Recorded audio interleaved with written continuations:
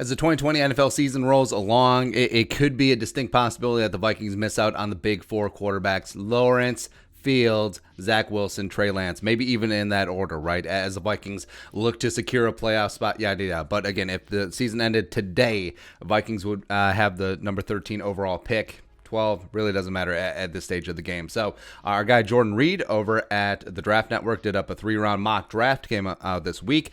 Take a look at the first round, take a look at where the quarterbacks go, as well as I'm good. I absolutely love what the Vikings do in this spot. And yeah, there could be some movement, trade down in the first round, trade back up into the second round, move around in the third round as well. But the Vikings, they're going to have a lot of ammunition. They got the 2/3, they got the 3/4, pending on some compensatory picks. So deep quarterback draft, tranquilo, right? So start up at the top.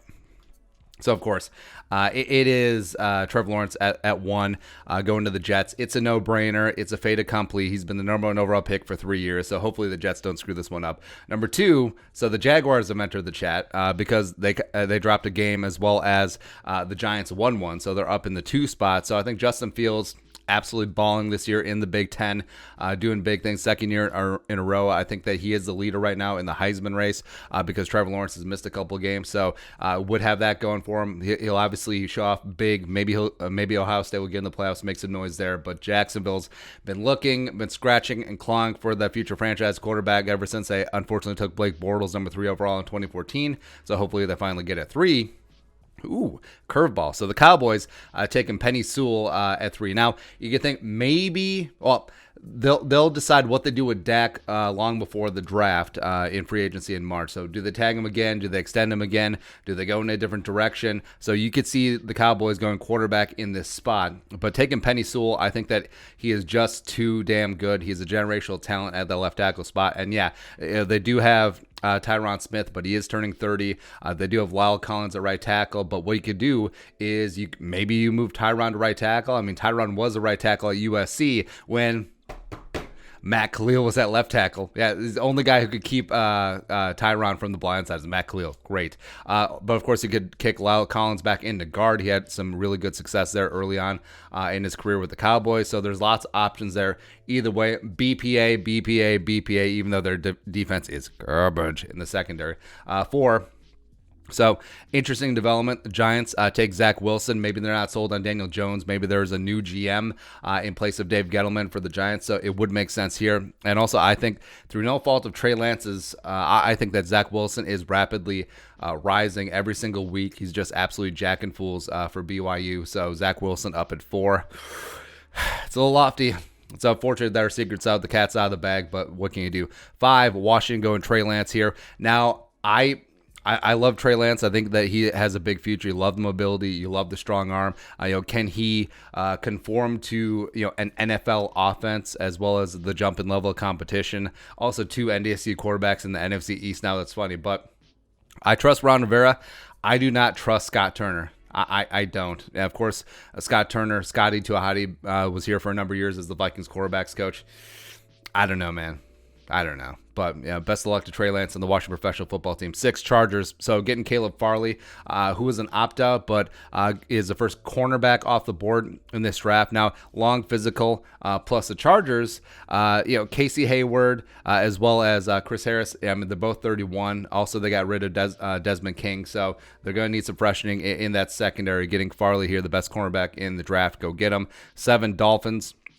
So this is the pick from the Texans, and for that, we thank you. So you could get Tua some toys. I mean, Jamar Chase is on the board, as well as, Penny Sewell's off the board, unfortunately, but that would have been a hell of a pick. But Micah Parsons, linebacker out of Penn State, quarterback of the defense, smart, rangy, put him in the middle of Brian Flores 3-4. Think of like a twitched-up Teddy Bruschi. Just in terms of like leadership and physical ability, get after that.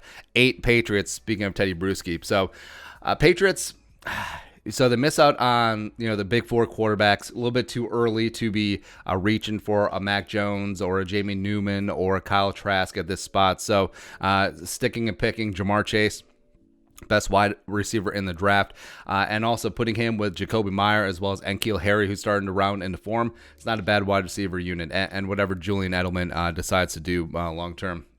Number 9, so you got the Bengals up. And now they punted on Dunlap, and they're trying to attack McKinley. Cool. But the cupboard is pretty bare at that edge rusher spot. So picking up Gregory Rousseau, who is long, has a ton of potential, a lot of physical upside as well, opted out this year in Miami. But him and maybe Sam Hubbard becomes something. Maybe then you'll have a stew going with the Bengals. Next up, 10. So you got the Panthers just continuing. All their draft picks last year were on defense. First one goes to defense this year as well. But also you look at Temple, Baylor. Matt Rhule has always had good cornerbacks. Plus Surtain's size as well as contested catch ability, really important in the NFC South when you're in the same division as a Michael Thomas, as a Mike Evans, as a Godwin, etc. So, Julio. Yeah, about that guy. Calvin Ridley as well. So bringing him in, bringing a former Alabama cornerback, going to be really smart here. Falcons at 11. So the Falcons have tried to find some edge rush help. It seems a little bit too early to go quarterback, the running back with Matt Ryan for a year, maybe two, even though he's getting long in the tooth. But it didn't work out with Tack McKinley. It did not work out with Vic Beasley either. But picking up Kwity Paye here. Now he is thick. I like the throwback to like when. All right, so defensive ends nowadays are like 250, 260, and they're long and they're thinner and they're angular and like speed is the name of the game, right? I miss the old throwback guy, like where the D ends look like D tackles. So like Reggie White, like Bruce Smith. Kwity Paye is a throwback to that. I like that. I like it, man. Plus, there's times in Big Ten play this year that Kwity Paye's look absolutely unblockable, but maybe that says more about the Big Ten. Face. 12, so you got the Lions. Is annoying, man. So I don't think Jalen Waddle's draft stock will be impacted by that ankle. But Jalen Waddle, put him in the slot. You got Galladay on the outside.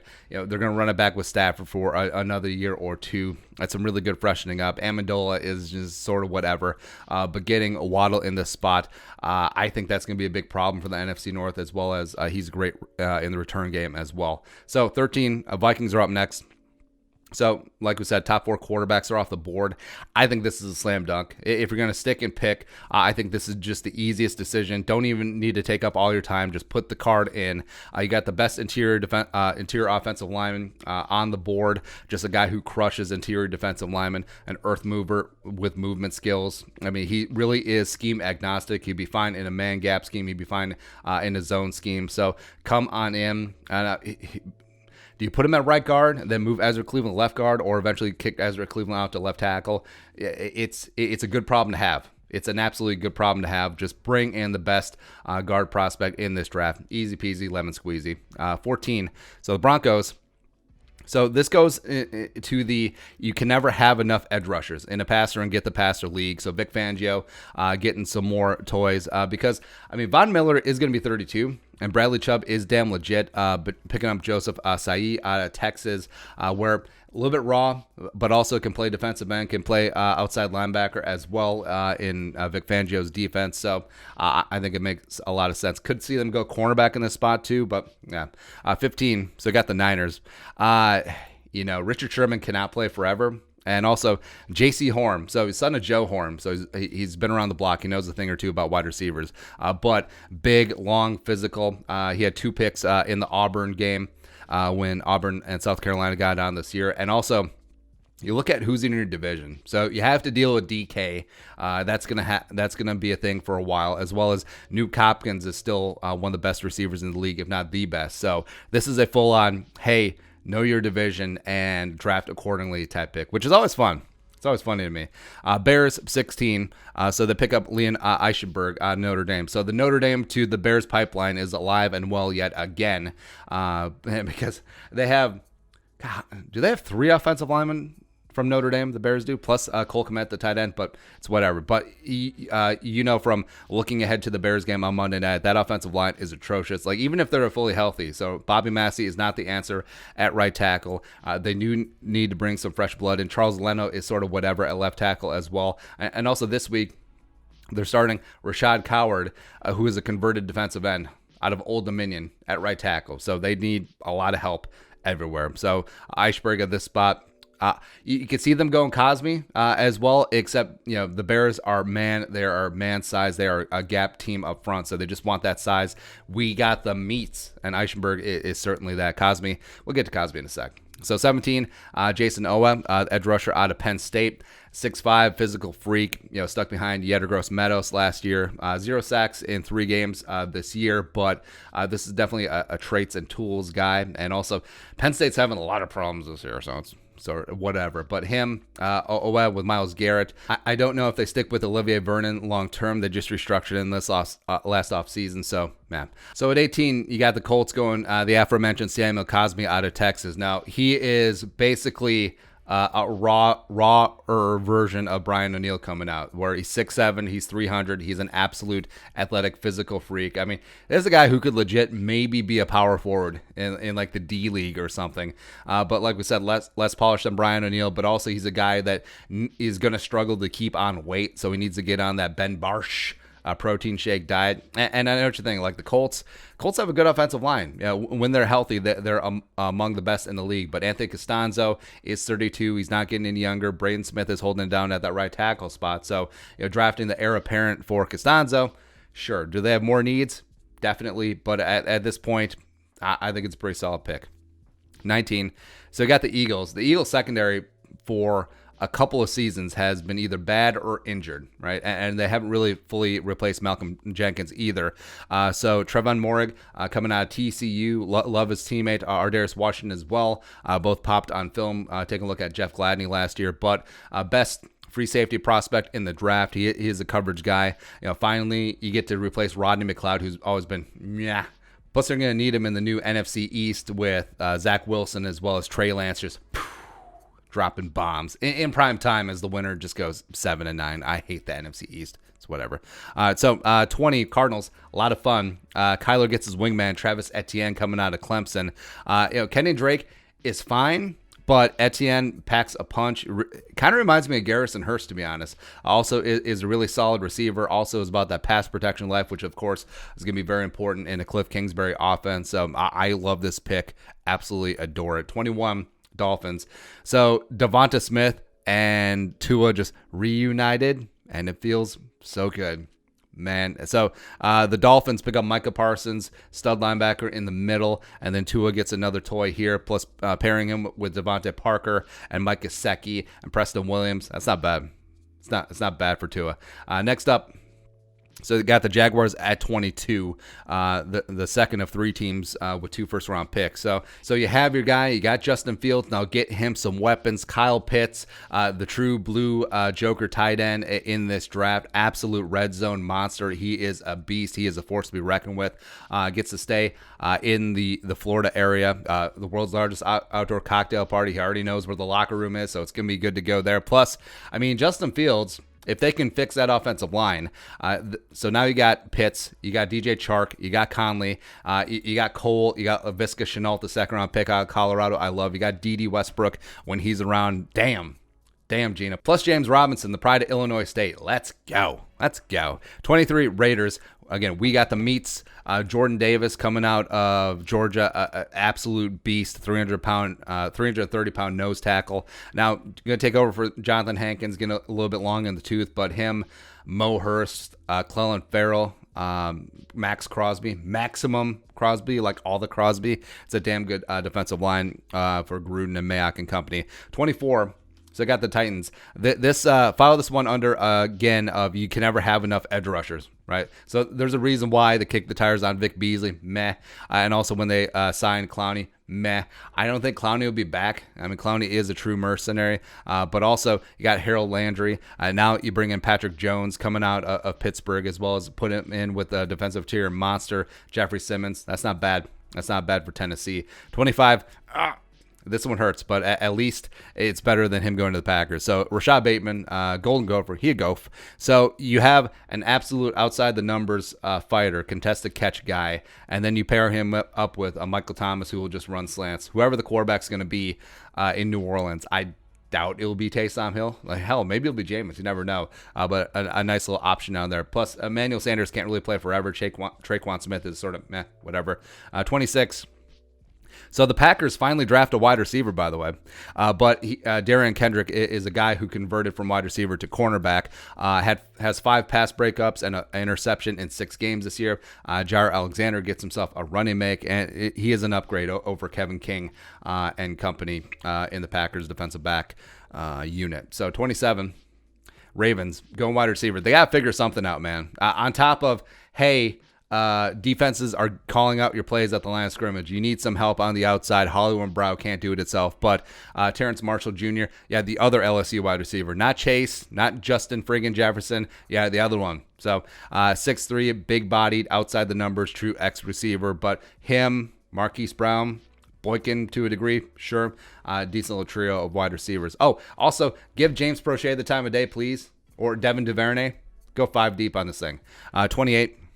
So Jeremiah Owusu-Koramoah coming out of Notre Dame. Now, joke, is this a joke as the Bills defense gets even better? Right. But phenomenal coverage linebacker, doing good things with the Fighting Irish. They may even get in the college football playoff this year. A little bit light. He's basically like a large safety, but overall, add some weight on him. Could be a nice pairing with Tremaine Edmonds, who is an absolute stud. 29, Jets second-round pick, doubling back. So you think maybe you could get another weapon for Trevor Lawrence or maybe some offensive line help. Sean Wade, absolute alpha, feisty cornerback from The Ohio State University. He's physical. He's press. He is not scared at all. Will absolutely get after it. Now, he could have come out last year. Probably would have been a first-round pick. I think he would have been drafted ahead of Damon Arnett, who went first round to the Raiders, his teammate. But, is what it is. 30, Chiefs. So, picking up some stoutness in the middle of that defense. Picking up Dylan Moses, the linebacker out of Alabama. Now, put him at inside linebacker. He and Willie Gay Jr., nice little combination going forward for the Chiefs. As well as 31, you got the Bucks. So Christian Barrymore, just meat and potatoes, Bama defensive lineman. Now, he's been solid, but he hasn't really flashed. Like, he hasn't really had that whole, this is going to be the next great Alabama defensive lineman. But he's absolutely rock solid. He has a high floor, as well as with the Buccaneers. Ndamukong Suh probably won't be back. William Goldston is getting older and older, so they do need some help there. And also, finally, the Steelers at 32. Oh, Steelers hoisting the Jerome Barty over the Bucks. Oh, Tampa playing a home Super Bowl? Nah. But picking up Alex Leatherwood, the left tackle out of Alabama. Now, Villanueva, the Steelers left tackle, is 32, and the right tackle, Okorafor, has been sort of but with Leatherwood, so he initially started at guard, and then he kicked out to left tackle, took over for Jonah Williams. They put Leatherwood at left tackle. They put Jedrick Wills at right tackle, but of course, Tua is left-handed, so it's sort of whatever. But Leatherwood has positional flexibility, can kick into guard for a hot second before eventually taking over. So second round, I just want to take a look at where the quarterbacks went. So 40, you have Mac Jones come out of Alabama going to the Patriots. So the Patriots, they get Jamar Chase. First round, it's pretty nice. Then you get Mac Jones. And ironically, Mac Jones does remind me of Jimmy Garoppolo. Not just because he's a second-round pick and the Patriots grabbed him, but he's a very cerebral, not a strong-arm guy, but a decent point guard, a decent distributor of the football.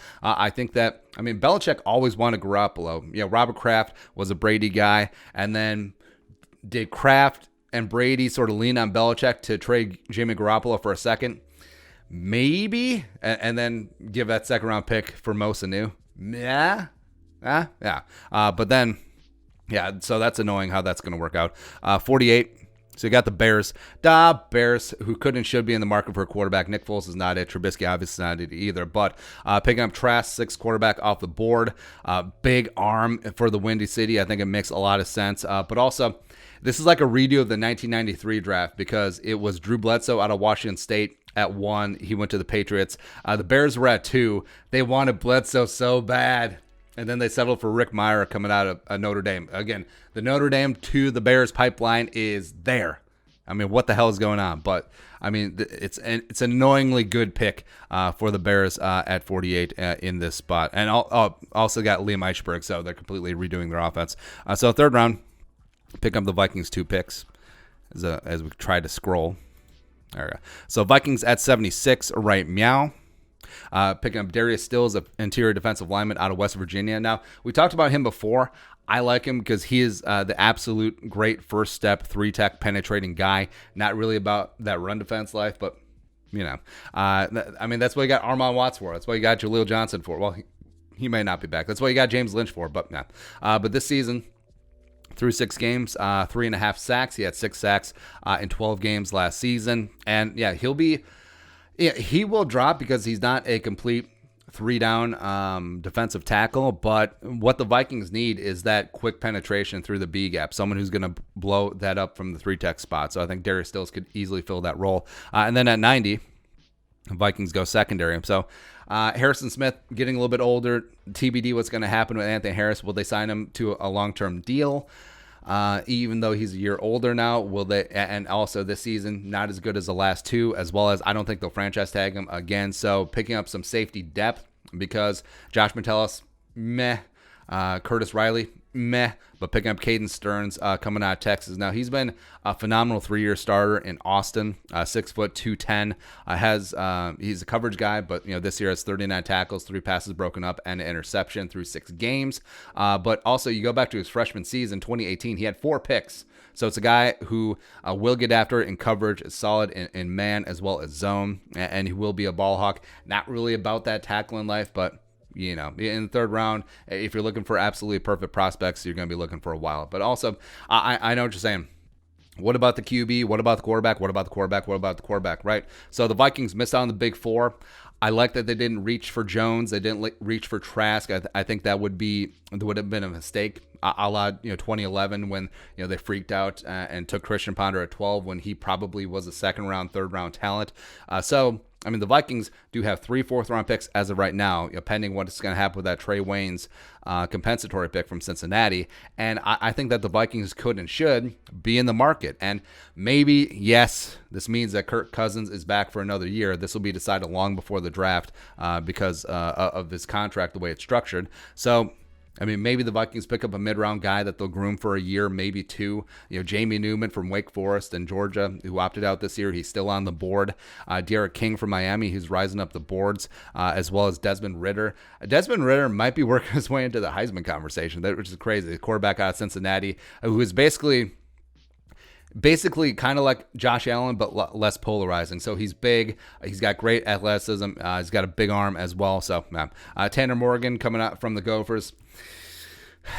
Sort of cooling my jets on Tanner Morgan, but he could and should be available. Kellen Mond from Texas A&M, who I really like and is rising up to a degree. So even though the Vikings don't go quarterback 1st round, and in this simulation there's no trades, so they don't get back into the 2nd round, there still is quite a bit of talent at that quarterback spot. Like we said, this could be one of the deepest quarterback classes in NFL history. You could see, a dozen quarterbacks go for top 5 rounds, and actually no, maybe 10. Sure, but either way, I like what the Vikings did here in Jordan's mock. They address both sides of the ball in the trenches. That's where it all starts. You get the best guard in the draft.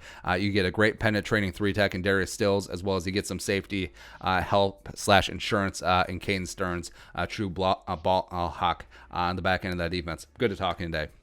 So there you go. But your thoughts on our thoughts on Jordan's thoughts, let us know in the comment section below. Subscribe for daily Vikings takes. Want to support that work, pull some of the Venmo. But until next time, Skol, production value.